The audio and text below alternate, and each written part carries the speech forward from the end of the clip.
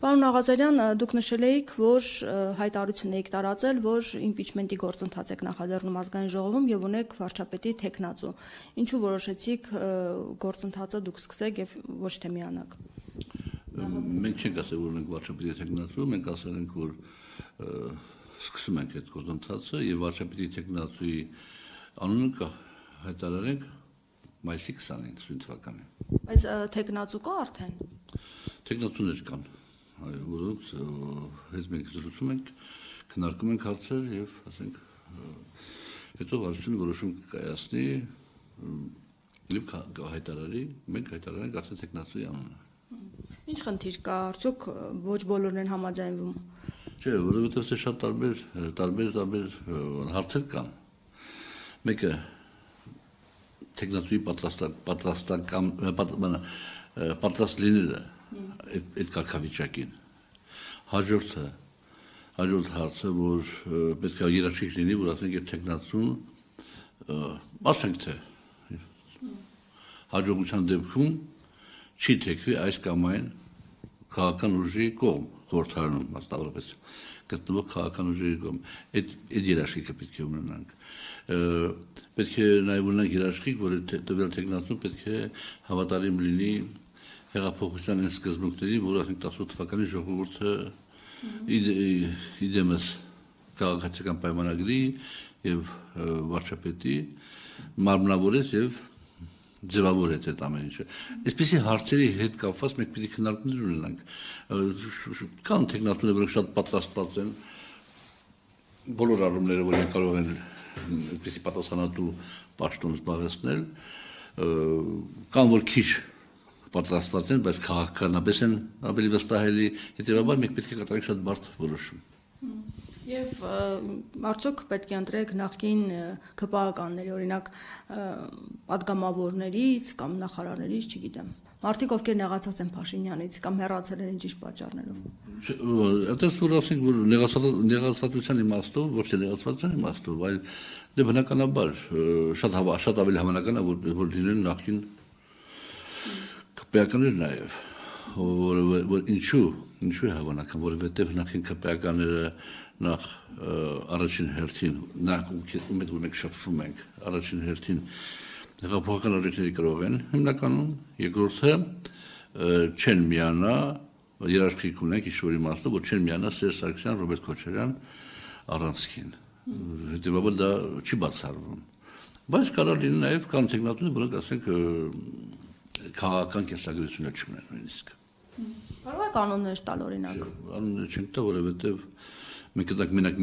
մի անուն կտանք միայն, երբ որ որոշենք, որովհետև շատ կոնֆիդենցիալ այսպես կոչված քննարկումներ են եւ հետեւաբար նպատակարար չի անուններ, բացարձակապես նպատակարար չի։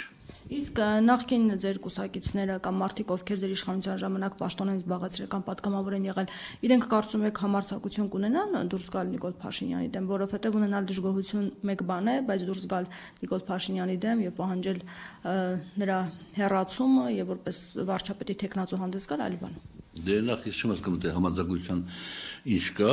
բայց բոլորը ասենք քաջություն գոնե, ասենք քաղաքացիական քաջություն, ասենք բայց հետեւաբար պետք է նաև ընտրությունը կայանում է դրանով, որ ասենք ընտրենք այնպեսի մեկին, որ կարողանա ներկայանա եւ կարողանա պատասխանել հարցերին, կարողանա ծրագիր ներկայացնել, կարողանա զուգահեռներ անցկացնի, համադրի թերությունները, առաջարկություններ անի, թերությունների շտկման հետ կապված առաջարկություններ անի առաջիկայում սպասող մարտահրավերների կառավարման իմաստով այդ տեխնոլոգիան ենք մենք ման գալիս եւ այդտեղ ասենք համարձակություն ասած բառը ես դեռ լավ չեմ հասկանում։ Եվ օրինակ ձեզ հետ կապված մենք տեսանք որ քրեական գործեր հաջորդեցին, հնարավոր է նրանց էլ այդ քրեական գործերը հաջորդի եւ իրենք աշկանդված լինեն։ Դե նավ կաշկանդված պետք է լինի քրեական վարույթներով բնականաբար ինքը չպետք է առաջադրվի։ Մենք պետք է դա իմանանք եւ հետեւաբար եթե դա իր համար խանգարող հանգամանքներ չպետք է առաջադրվի։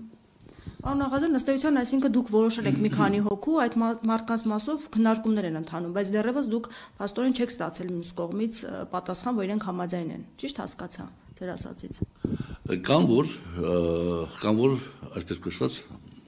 հայտնել են պատրաստակամություն, այսինքն իրենք համաձայն են։ Այդպիսի մարդիկ կան։ Նախկին ԿՊԱ-ականներից։ Դե այդքան չմանրամասնեք արդեն։ Կան որ ուրեմն համաձայնություն են հայտնել, որ իրենք պատրաստ են, մենք ասենք շփվում ենք նման մարդկանց հետ, նույնպես եւ հետեւաբար նորից եմ ասում, այդ ամեն ինչը հաշվի առնելով ինչ-որ ես նշեցի մի քիչ առաջ եւ տեխնացուների հետ լրացելով, կամ որոնց մենք ենք դիմել, կամ որոնց մենք ենք դիմել, կամ որոնց իրենք են դիմել, կամ որ իրենք են դիմել, այո, իրեմ ասում եմ, կամ որ իրենք են դիմել, պատրաստակամություն են հայտնել, հետեւաբար այդպես բազմաշերտ է այդ իրավիճակը եւ բովանդակային իմաստով եւ այսպես կոչված քաղաքական ներկայանալության իմաստով եւ հետեւաբար լուրջ քննարկման առարկա դամար մենք խնդրել ենք 10 օրից ժամանակը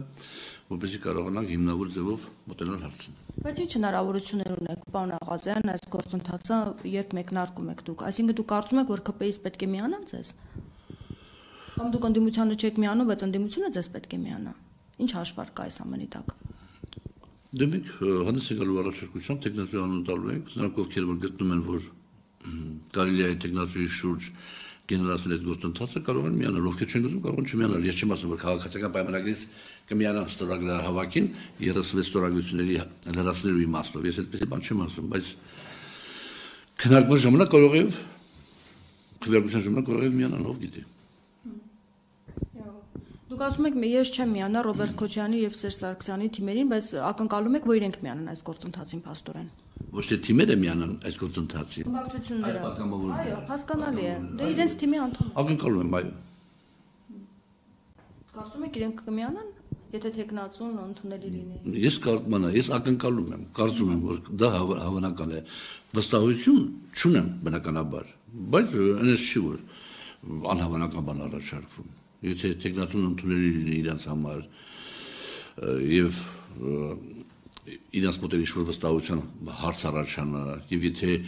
իրենք գտնում են, որ Նիկոլ Փաշինյանը պետք է հեռանա այս պատճառներով, մենք գտնում ենք, որ Նիկոլ Փաշինյանը պետք է հեռանա կամ չթողնենք հաջորդ անգամ դառնա վարչապետ այս պատճառներով։ Այդ գործընթացին այս դեպքում որովհետև երկու պատգամավոր էր պետք, որպեսզի գործընթացը մեկնարկվեր։ Ինչու չմիացաք դուք եւ Հովիկ Հակոբյանին։ Համաժողովի որոշում, որ մենք չենք միանալու Ռոբերտ Քոչարյան, Սերժ Սարգսյան, առանցի շուրջ գտնվող քաղաքական ուժերին։ Դե միացում է ստացվում, եթե ձեր նախաձեռնության իրենք միանան։ Տարբեր բաներ են։ Կարող է արտաքինից թվա թե որ դույնն է, կարող է թվա թե սա խաղ է, բայց դրանք տարբեր բաներ են, ըստերության, տարբեր բաներ, առանց որևէ պարտավորության։ Գալու է պատգամավոր, օրինակ եմար Հայաստան դաշնքից, գալու ասի պարոն Աղազյան, ես ուզում եմ միանամ ձեր ստորագրավակին, կասեմ շատ շնորհակալություն վստահության համար, խնդրեմ փաստաթուղթ ստորագրեք։ Վերջ, որևէ պարտավորություն, որևէ պարտականություն, որևէ թղթի ստորագրում դաշինք խմբակցությունների հետ, որևէ այսպես կոչված գործարք չի լինելու։ Իհարկե, անհատական մակարդակով կարող լինել պատգամավորների հետ, որովհետև եւ Հայաստան դաշինքում եւ պատիվների մեջ կան պատգամավորներ փորձառու քաղաքական փորձառությամբ, տնտեսագիտական, իրավական փորձառությամբ մարդիկ կան, ասենք իրենց բանը հաշվի չառնել, չեմ կարծում որ ճիշտ է։ Իսկ դուք կարծում եք, որ ԿՊ-ից կարող են ձեզ միանալ։ Նման ինչ-որ ազդակներ եք ստացել, ինչու եք այդպես կարծում։ Ոչ մի ազդակներ չենք ստացել։ Եվ եթե նախաձեռնում ենք, նշանակում է, որ կարող է պատահի, մտածում եմ, որ կարող է եւ միանան։ Բայց ինչու՞ չպիտի միանան, եթե գալիս է պահը, որ հասկանում են, որ այդ պահին այդ լուծումն ամենաճիշտը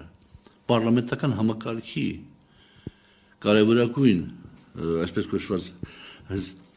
էլեմենտը դա է, որ պարլամենտը կարա ցանկացած պահի փոխի վարչապետին ելնելով աշխարհաքաղաքական տարածաշրջանային ներքին, չգիտեմ, ինչ-որ ինչ իրողություններից։ Պատգամավորը դրա համար է, պարլամենտական համակարգը դրա համար է։ Բայց դրա համար ենք ասում Հայաստանի նման երկրների համար պարլամենտական համակարգը ճիշտ համակարգ է, ճկուն համակարգ է։ Դա կարա վարչապետը որպես գործիք օգտագործի։ Պուտինի հետ հանդիպան ժամանակ, Թրամփի հետ հանդիպան ժամանակ, Ալիևի հետ հանդիպան ժամանակ, ասի ես չեմ կարա այս ձևով այդհամ։ Եթե ես այս ձևով գնացի, այս ճանապարհով գնացի, վաղը չեմ իսօրը Աղազյան Նովիկը այդ հարցը բացասում է խորհրդարանում եւ 2 օրից ես վարչապետ չեմ ելնելու։ Եվ ես չեմ կարա ստորագրեմ այդ փաստաթուղթը։ Բա այդ ամեն ինչը մակերեսային եւ միակողմանի չի, բովանդակություն կա, չէ՞, ամեն ինչի մեջ։ Բա պարլամենտական համակարգին չի համարը։ Հիմա եթե ես նախաձեռնում եմ ես մեր գուսակցության ասենք որոշում ես որպես պատգամավոր արդեն նախաձեռնում եմ դա ինչ է նշանակում դա նշանակում է որ ես միջև ինչ որ ժամանակ լինելով քաղաքացիական պայմանագրի խմբակցության անդամ ամբողջովին պատասխանատու եմ այդ ժամանակահատվածի որոշումներին քայլերին եւ այլ անհանգստություն ունեմ հետագա քայլերի համար եւ հետեւաբար գնում եմ այդ քայլին այսինքն դա իմ դիրքորոշումն է որը կարող լինի նաեւ սխալ մյուս պատգամավորի դիրքորոշումը քաղաքացիական պայմանագիր գուսակցության որևէ պատգամավորի դիրքորոշումը այնն է որ ի տարբերություն Հովիկ Աղազարյանի որ մինչեւ այս պահն է կիսել գուսակցության եւ քաղաքացիական պայմանագիրի այդպես կոչված որոշումների դիրքորոշումները եւ այլ ինքը կիսում է եւ հետագայում եւ պատրաստ է տեր լինի բոլոր այն ստորագրություններին, որ դնելով վարչապետը, խնդրեմ, կարող է ճիշտը ինքն է։ Դե թող ամեն մեկը կողմնորոշվի իր համար։ Եվ ինքը իր մանդատին տեր լինի։ Այն որ ասում ենք, հասկացանք, բոլորս էլ ասում ենք, 1000 անգամ, միլիոն անգամ ասեցինք, ասել, նա դա էլ եղանք արդեն։ Պատգամավոր ենք դառել հիմնականում վարչապետի շնորհիվ։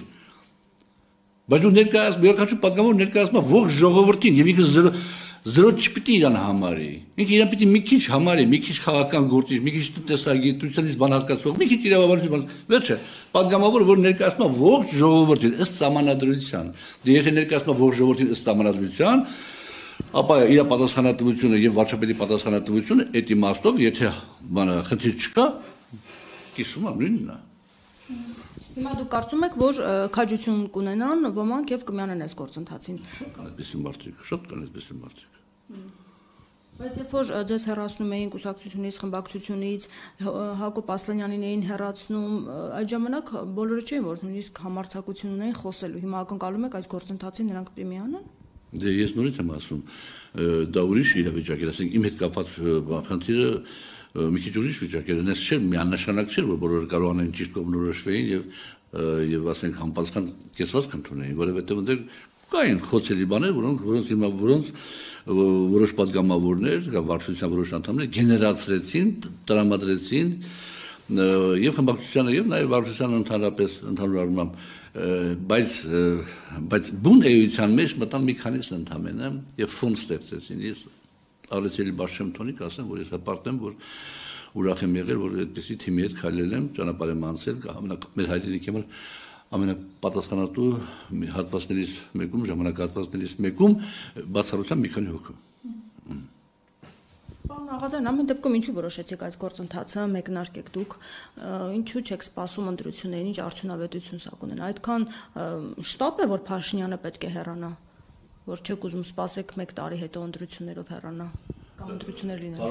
Կարող է այսօր շտապ չի, այսօր շտապ չի, բայց վաղը չեմ կարող է շտապ լինի, եւ դրան պետք է պատրաստ լինենք։